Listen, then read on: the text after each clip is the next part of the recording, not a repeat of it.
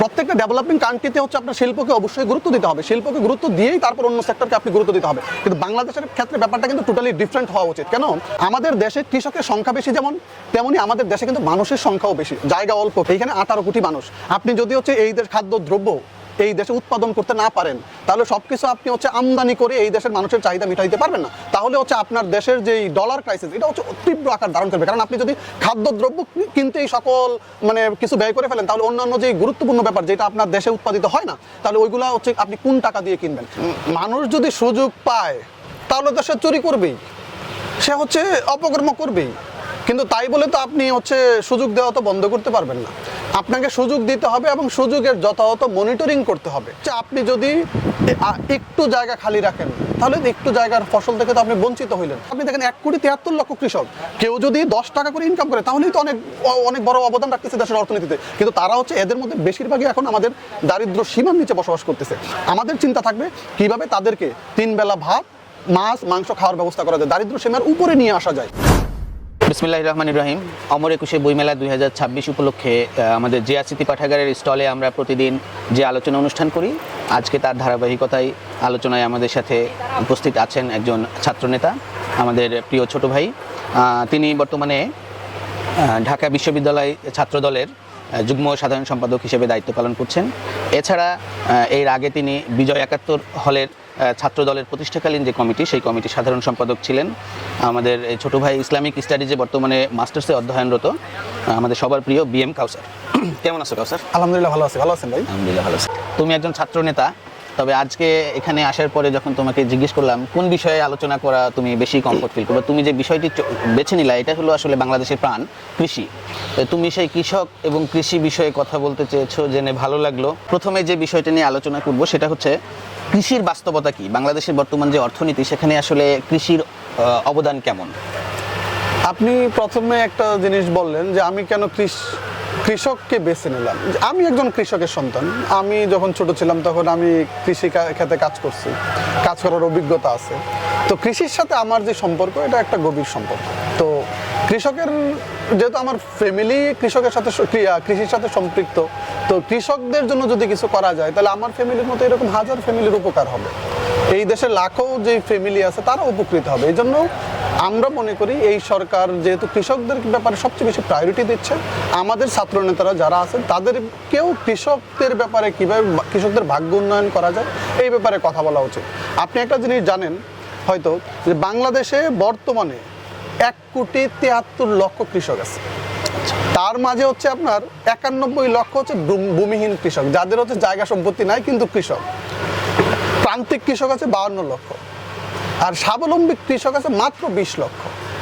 এখন এই দেশে যদি 1,73,00,000 কৃষক থাকে, এর মধ্যে মাত্র 20 লক্ষ স্বাবলম্বী কৃষক থাকে, তাহলে তো আপনি কৃষকদের ভাগ্যের উন্নয়ন করতে পারবেন না।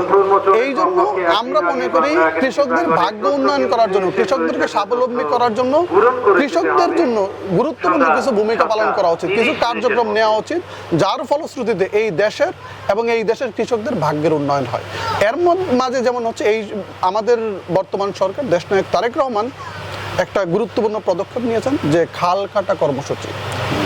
এখন এই ব্যাপারটা যেটা উনি যদি 5 বছরে 20,000 কিলোমিটার খাল খনন করে, আপনি প্রান্তিক এলাকাগুলোতে দেখবেন প্রতি বছর বন্যায় শত শত হেক্টর, হাজার হাজার হেক্টর জমি ক্ষতিগ্রস্ত হয়। কিন্তু যদি আপনি হচ্ছে খাল খনন করে দিতে পারেন, তাহলে বন্যার যে অতিরিক্ত পানি, এটা খালের নাব্যতা যদি বেশি থাকে তাহলে হচ্ছে জমিতে যাওয়ার সম্ভাবনা কম থাকবে। এজন্য কৃষি সেচের সুবিধা হবে। কৃষি সেচের তো অবশ্যই সুবিধা হবে। আপনি শুষ্ক মৌসুমে কৃষকদের জন্য যে সেচের যে সমস্যা থাকে, এই যে এখন সামনে খরা মৌসুমে হচ্ছে আপনি ওই একদম পানির লেয়ার অনেক নিচে চলে যাওয়াতে পানির প্রবাহটা কম থাকে, যার কারণে আপনার সেচ দিতে একটু অসুবিধা হয়। কিন্তু আপনার যদি খালের পর্যাপ্ত পানি থাকে, ওই পানি তো সেচ দিতে সুবিধা হয়। এবং আপনি এইটা থেকে দেশীয় যে বিভিন্ন ধরনের মাছ আছে, এইটা হচ্ছে আপনি হচ্ছে উৎপাদন করতে পারবেন, এবং মাছের যে সংকট আছে বাংলাদেশের খাদ্যের, এইটা দূর করা সম্ভব হবে। এই জন্য একটা জিনিসকে আপনি যদি টান দেন, আর অনেকগুলো জিনিস হচ্ছে এটাতে সুযোগ সুবিধা পাবে। এই জন্য কৃষকদের ভাগ্যের উন্নয়ন করতে পারলে এই দেশের মানুষের আসলে ভাগ্য উন্নয়ন সম্ভব হবে। আসলে কৃষির ব্যাপ্তি তো অনেক, শুধু আমাদের খাদ্যদ্রব্যর পাশাপাশি মৎস্য চাষ, তাছাড়া বিভিন্ন প্রোটিন, যেমন আমরা মুরগির খামার, গরুর খামার, ছাগলের খামার, সবগুলোই কৃষির অন্তর্ভুক্ত। কৃষির অন্তর্ভুক্ত। এছাড়া আরো অনেক ব্যাপ্তি রয়েছে কৃষির। সেই জায়গা থেকে আসলে আমাদের অর্থনীতিতে কৃষকদের ভূমিকা আরো বাড়ানোর জন্য আমাদের যে একটা প্রয়োজনীয় বিষয়, সেটা হলো যে চাষাবাদ করতে তো টাকা লাগে। তো সব ব্যবসায়ীরা, এমনকি ক্ষুদ্র উদ্যোক্তাদের জন্যও সরকারের পক্ষ থেকে ব্যবস্থা রয়েছে ঋণ সহায়তা স্বল্প সুদে। সেক্ষেত্রে কৃষকদের ক্ষেত্রে দেখা যায় যে তারা ঋণ নিতে গেলে তাদের জমি না থাকলে, সিকিউরিটি হিসেবে জমি দেখাতে না পারলে ঋণ পাচ্ছে না। কিন্তু তুমি যে পরিসংখ্যান দিলে, এই যে তা মানে প্রান্তিক যারা কৃষক বা ভূমিহীন কৃষক 91 লাখ, এই ভূমিহীন কৃষক সে কিভাবে একটা ঋণ নেবে? কারণ অনেকেই আছে যারা জমি চাষ করে না, হয়তো তার 20 বিঘা 50 বিঘা 10 বিঘা জমি আছে, যে ভূমিহীন, সে তার জমিটা লিজ নিয়ে চাষ করবে। তাহলে এই মানুষটা, তার একেতে নিজের জমি নাই, অর্থ নাই, সে আরেকজনেরটা হয়তো 1 বিঘা 2 বিঘা 5 বিঘা নিয়ে চাষ করবে, কিন্তু সে ব্যাংক থেকে কোনো সহযোগিতা পাওয়ার সুযোগ নেই। এই যে কৃষকদের প্রতি একটা, আমি কি বলবো, এটা এক ধরনের রাষ্ট্রের অবহেলাই বলতে পারি। এখান থেকে আসলে কিভাবে বের হওয়া উচিত? আপনি একটা জিনিস জানবেন, আমাদের বর্তমান প্রধানমন্ত্রী দেশনায়ক তারেক রহমান, উনি যে 31 দফা ঘোষণা করেছেন, ওইখানে কৃষকদের ভাগ্য উন্নয়নের ব্যাপারটা উনি সামনে নিয়ে আসছে। তো উনি চিন্তা করলেন যে আমি যদি কৃষকদের ভাগ্য উন্নয়ন করতে পারি, তাহলে এদেশের মানুষের ভাগ্য উন্নয়ন করা সম্ভব। তার এই জন্য হচ্ছে উনি দেখেন, ক্ষমতা গ্রহণের 10 দিনের মাথায় উনি হচ্ছে 10,000 টাকা কৃষি ঋণ মৌকুফ করলেন, যার এইটাতে দেখা যাচ্ছে প্রায় 12 লক্ষ কৃষক উপকৃত হয়েছে, এবং এই টাকার পরিমাণ হচ্ছে 1,550 কোটি টাকা, রাষ্ট্রের টাকা। কিন্তু আপনার উপকারটা হয়েছে দেখেন প্রায় 12 লক্ষ কৃষক। এখন আপনি যদি হচ্ছে 12 লক্ষ কৃষকের সাথে হচ্ছে 2 জন করে মেম্বার ধরেন, তাহলে অ্যাভারেজে বা 3 জন করে ধরেন, অ্যাভারেজে 50 লাখ পরিবার, 50 লাখ সদস্য, পরিবারের সদস্য হচ্ছে এটার সুবিধাভোগী হয়েছে। তো এটা অনেক বড় ব্যাপার। অথচ আমরা ছাড় দিলাম কতটুকু? মাত্র 1,500 কোটি টাকা। অথচ ব্যাংক ডাকাতরা কি পরিমাণ টাকা নিয়ে যাচ্ছে দেখেন, আপনি দিলেন মাত্র 1,500 কোটি টাকা, কিন্তু হচ্ছে 50 লাখ মানুষ এটার হচ্ছে বেনিফিশিয়ারি হয়ে গেছে। তো এই জন্য আমি যেটা মনে করি, আপনার হচ্ছে রাষ্ট্র যদি চিন্তা করে যে আমি হচ্ছে কৃষকদের ভাগ্যের উন্নয়ন করব, কৃষকদের জন্য আমি ভালো কিছু করব, তাহলে রাষ্ট্রের যে বরাদ্দ থাকে, রাষ্ট্রের যে মানে লোন দেওয়ার যে ব্যাপার থাকে, এটা যদি একটু শিথিল করতে পারে।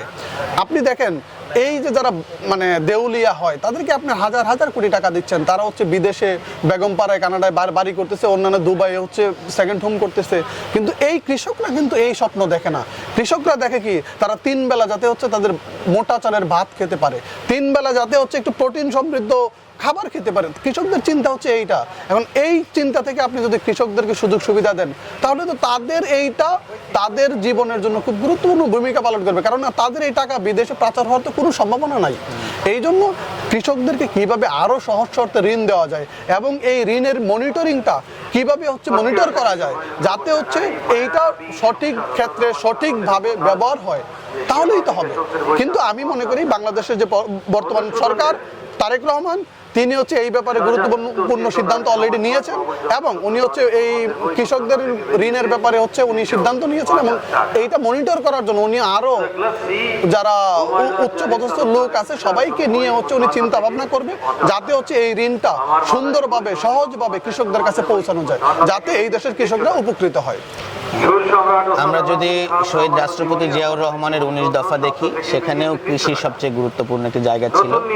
এরপরে ধারাবাহিকভাবে ভিশন 2030, তুমি যে ইয়ের কথা বললা, ওই আমাদের 31 দফা, রাষ্ট্র কাঠামো মেরামতের 31 দফা, এরপরে সর্বশেষ ইশতেহার, সব জায়গাতে আসলে আমরা আমাদের দেখতে পেয়েছি বিএনপির পক্ষ থেকে কৃষিকে গুরুত্ব দিয়েছে। এখন প্রশ্ন হলো যে কৃষক বলতে আমরা যাদেরকে বুঝি, তাদের যদি উন্নয়ন হয়, এই যে প্রান্তিক কৃষক বা ভূমিহীন কৃষক, এদের উন্নয়ন হওয়ার অর্থ কিন্তু এরা হলো দারিদ্র্যসীমার নিচ থেকে উঠে আসবে। উপরে উঠে আসা মানেই কিন্তু রাষ্ট্র ধীরে ধীরে স্বাবলম্বী হবে। এই জায়গাতে মানে তোমার প্রস্তাবনা কি আসলে, যে কৃষি ঋণ একজন ব্যক্তি নিবে, সেক্ষেত্রে তার শর্ত না রেখে যদি ঋণ দেওয়া যায়, তোমার কি মনে হয় তারা এই ঋণগুলো অপব্যবহার করবে বা ঋণ পরিশোধ করবে না, এরকম সম্ভাবনা কতটুকু? না, এইখানে আরেকটা আপনি যেটা বললেন এটা তো গুরুত্বপূর্ণ একটা ব্যাপার। মানুষ যদি সুযোগ পায় তাহলে তো সে চুরি করবেই, সে হচ্ছে অপকর্ম করবেই। কিন্তু তাই বলে তো আপনি হচ্ছে সুযোগ দেওয়া তো বন্ধ করতে পারবেন না। আপনাকে সুযোগ দিতে হবে এবং সুযোগের যথাযথ মনিটরিং করতে হবে, যাতে তারা হচ্ছে যে ঋণটা পাবে এই ঋণটা যাতে সঠিক কাজে সঠিক ক্ষেত্রে ব্যবহার করা হয়, যাতে এই ঋণটা তারা হচ্ছে নিয়ে যাতে হচ্ছে অন্য ধরনের কোনো কাজে ব্যবহার না করে। আপনি যদি যথাযথ মনিটরিং করেন, আপনার হচ্ছে উপজেলা প্রশাসনকে দায়িত্ব দেন এবং অন্যান্য যারা দায়িত্বশীল আছে তাদেরকে দায়িত্ব দেন, তারা মনিটরিং করবে, তারা খোঁজখবর নেবে। আপনি মনে করেন একজনকে ফসল ফলানোর জন্য হচ্ছে ঋণ দিচ্ছেন, তখন আপনি দেখলেন সে তার জমিতে কী ধরনের ফসল ফলাইছে, তার জমির হচ্ছে ফসলের উৎপাদন ক্ষমতা কেমন, চিন্তা ভাবনা কেমন, এবং এটা থেকে সে কী ধরনের প্রফিট করবে। আপনি যদি সব ধরনের খোঁজখবর নেন, তারপরে তাকে হচ্ছে ঋণ দেন এবং তার ফসল ওঠার পরে যদি আপনি মানে বলেন যে ফসল ওঠার সাথে সাথে তাকে হচ্ছে ফসলটা বিক্রি করে এই ঋণের টাকাটা দিয়ে দিতে হবে, তাহলেই তো হয়ে যাবে। তাহলে এইখানে হচ্ছে ব্যাহত হওয়ার সম্ভাবনাটা একেবারে কমে যাবে, যার ফলে সঠিক ব্যবস্থাপনা প্রদান করলে নিঃসন্দেহে এই ঋণ মানে সঠিকভাবে এইখানে একটা ব্যাপার দেখেন, এই পৃথিবীতে মানে সারা পৃথিবীর মধ্যে বাংলাদেশ হচ্ছে পৃথিবীর মধ্যে সবচেয়ে ঘনবসতিপূর্ণ দেশ, এবং এইখানে যেই জনসংখ্যা বসবাস করে পার স্কোয়ার কিলোমিটারে তার অর্ধেক বসবাস করে হচ্ছে দক্ষিণ কোরিয়াতে, মানে যেটা হচ্ছে দ্বিতীয় বাংলাদেশের থেকে দ্বিতীয় ঘনবসতিপূর্ণ দেশ, ওইটা হচ্ছে আমাদের থেকে অর্ধেক। মানে আমাদের এইখানে যদি 1200 থেকে 1300 পার স্কোয়ার কিলোমিটারে বসবাস করে, তাহলে ওইখানে 550 থেকে 600। এখন আপনি দেখেন অর্ধেক, তার মানে আমাদের দেশে আসলেই অনেক বেশি জনসংখ্যা, অল্প জায়গায় স্বাভাবিক অল্প জায়গায় আমাদের এখানে লোকবল অনেক বেশি। এই জন্য আমরা যদি যথাযথ মনিটরিং করতে পারি, যথাযথ চিন্তা ভাবনাটা তাদের উপর ফেলতে পারি, তাহলে হচ্ছে এইখানে তারা এই দেশের জন্য, এই দেশের অর্থনীতির জন্য অনেক গুরুত্বপূর্ণ ভূমিকা পালন করতে পারবে। কারণ হচ্ছে আপনি দেখেন 1,73,00,000 কৃষক, কেউ যদি 10 টাকা করে ইনকাম করে তাহলেই তো অনেক বড় অবদান রাখতেছে দেশের অর্থনীতিতে। কিন্তু তারা হচ্ছে এদের মধ্যে বেশিরভাগই এখন আমাদের দারিদ্র্য সীমার নিচে বসবাস করতেছে। আমাদের চিন্তা থাকবে কিভাবে তাদেরকে 3 বেলা ভাত, মাছ, মাংস খাওয়ার ব্যবস্থা করা যায়, দারিদ্র সীমার উপরে নিয়ে আসা যায়। তারা যদি দারিদ্র সীমার উপরে আসতে পারে তাহলে দেশের অর্থনীতি আগের চেয়ে অনেক বেশি গতিশীল হবে, অনেক বেশি তাদের অবদান থাকবে। আচ্ছা, এক্ষেত্রে আরেকটা বিষয় চলে আসে সামনে, সেটা হচ্ছে যে উন্নত বিশ্বে দেখা যায় যে কৃষিকাজে আগ্রহ যখন কমে যায় মানুষের, তখন নানা ধরনের কৃষি ভর্তুকির ব্যবস্থা তারা রেখেছে, কৃষকদের নানাভাবে সম্মানিত করার ব্যবস্থা রেখেছে। আমাদের এখন ডেভেলপিং ফেজে, এবং ডেভেলপিং ফেজে যে কোনো দেশে দেখা যায়, উন্নয়নশীল দেশে, যে কৃষকদের প্রতি অবহেলা থাকে, কারণ অন্যান্য শিল্প সহ অন্যান্য জায়গাতে মনোযোগটা থাকে। এখন আমরা ওই ফেজে আছি যে কারণে কৃষকদের ভর্তুকি দেওয়া, এই বিষয়গুলো এখনো ওইভাবে দেখা যায় না, যদিও স্বল্প পরিসরে কিছু কিছু জায়গায় সার বা অন্যান্য ক্ষেত্রে ভর্তুকি রয়েছে।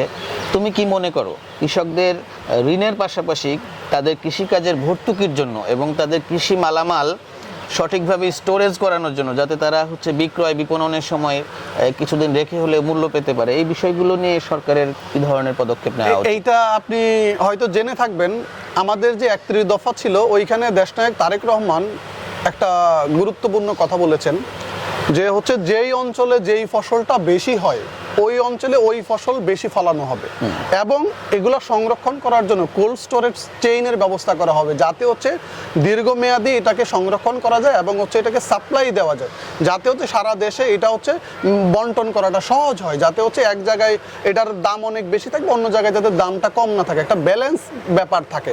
আরেকটা ব্যাপার দেখেন, আপনি যেই কথাটা বললেন যে আমরা যদি কৃষকদেরকে গুরুত্ব দিই, অন্যদেরকে কম গুরুত্ব দিচ্ছি, ব্যাপারটা এরকম না। প্রত্যেকটা ডেভেলপিং কান্ট্রিতে হচ্ছে আপনার শিল্পকে অবশ্যই গুরুত্ব দিতে হবে, শিল্পকে গুরুত্ব দিয়েই তারপর অন্য সেক্টরকে আপনি গুরুত্ব দিতে হবে। কিন্তু বাংলাদেশের ক্ষেত্রে ব্যাপারটা কিন্তু টোটালি ডিফারেন্ট হওয়া উচিত। কেন? আপনি দেখেন আমাদের দেশে কৃষকের সংখ্যা বেশি যেমন, তেমনি আমাদের দেশে কিন্তু মানুষের সংখ্যাও বেশি, জায়গা অল্প কিন্তু মানুষের সংখ্যা বেশি। এইখানে 18 কোটি মানুষ। আপনি যদি হচ্ছে এই দেশ খাদ্যদ্রব্য এই দেশে উৎপাদন করতে না পারেন, তাহলে সব কিছু আপনি হচ্ছে আমদানি করে এই দেশের মানুষের চাহিদা মিটাইতে পারবেন না। তাহলে হচ্ছে আপনার দেশের যেই ডলার ক্রাইসিস এটা হচ্ছে তীব্র আকার ধারণ করবে। কারণ আপনি যদি খাদ্যদ্রব্য কিনতেই সকল মানে কিছু ব্যয় করে ফেলেন, তাহলে অন্যান্য যে গুরুত্বপূর্ণ ব্যাপার যেটা আপনার দেশে উৎপাদিত হয় না, তাহলে ওইগুলা হচ্ছে আপনি কোন টাকা দিয়ে কিনবেন। এই জন্য আপনি যদি কৃষকদের ভাগ্য উন্নয়ন করতে পারেন, কৃষির একটা বৈপ্লবিক পরিবর্তন আনতে পারেন প্রত্যেকটা, এখানে দেখেন আপনি চাল ডাল তেল নুন সব প্রত্যেকটা জিনিসের যদি আপনি হচ্ছে উৎপাদন বাড়াইতে পারেন, তাহলে আমাদের যদি এইগুলো আমদানি করতে না হয়, তাহলে এই টাকা দিয়ে আমরা হচ্ছে যেই অবস্থান থাকবে, তাহলে আমরা হচ্ছে শিল্প ক্ষেত্রে শিল্পের মেশিনারি শিল্পের কাঁচামাল এগুলো হচ্ছে আমদানির ক্ষেত্রে গুরুত্ব দিতে পারবো, যেটা হচ্ছে দেশের অর্থনীতিতে গুরুত্বপূর্ণ ভূমিকা পালন করতে পারবে। ঠিক। আচ্ছা, একজন ছাত্র নেতা হিসেবে কৃষি নিয়ে তোমার এই যে এত ভাবনা এবং সুন্দর আলোচনা আসলে আমাকে আপ্লুত করেছে। আশা করি দর্শকদেরও ভালো লেগেছে।